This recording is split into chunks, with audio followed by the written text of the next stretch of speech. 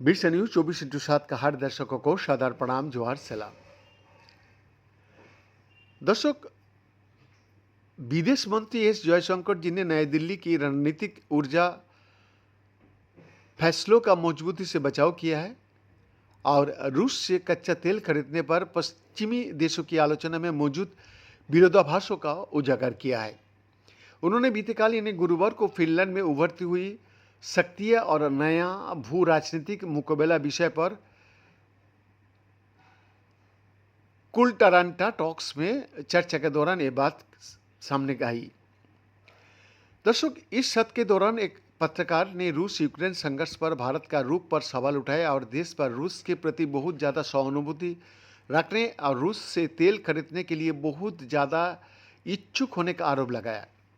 आलोचना का मजबूती से जवाब देते हुए जयशंकर जी ने अपने राष्ट्रीय हितों का रक्षा के लिए भारत को व्यवहारिक नजरिया को स्पष्ट किया। जयशंकर जी ने कहा, मैं दो बातें कहना चाहूँगा इस संदर्भ में। मैं कीमत और उपलब्धता के आधार पर तेल खरीदता हूँ। उस समय बाजार में ज़्यादातर तेल रूस का ही उपलब्ध था क्योंकि यूरोपीय देश मुख्य रूप से मिडिल ईस्ट से तेल खरीद रहे थे, जो हमारा पारंपरिक सप्लायर था। इसीलिए हालात ने हमें एक खास दिशा में आगे बढ़ने पर मजबूर कर दिया। दर्शक, विदेश मंत्री जी ने ग्लोबल सिक्योरिटी के मामले में यूरोप के दोहरे रवैया के और इशारा करते हुए आलोचना का जवाब भी दिया। उन्होंने कहा, किसी भी यूरोपीय देश पर भारतीय हथियारों से हमला नहीं हुआ है। काश मैं भारत का संदर्भ में यूरोप के हथियारों के बारे में भी यही बात कह पाता। जब बातचीत करने वाले ने उनसे अपने बयान को विस्तार से समझने के लिए कहा तो जयशंकर जी ने इस क्षेत्र में पश्चिमी देशों द्वारा हथियारों का सप्लाई को लेकर भारत की लंबे समय से चली आ रही सुरक्षा चिंताओं को फिर से दोहराया।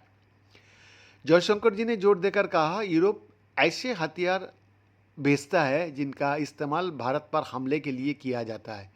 ऐसा सिर्फ अभी नहीं बल्कि कई सालों से हो रहा है।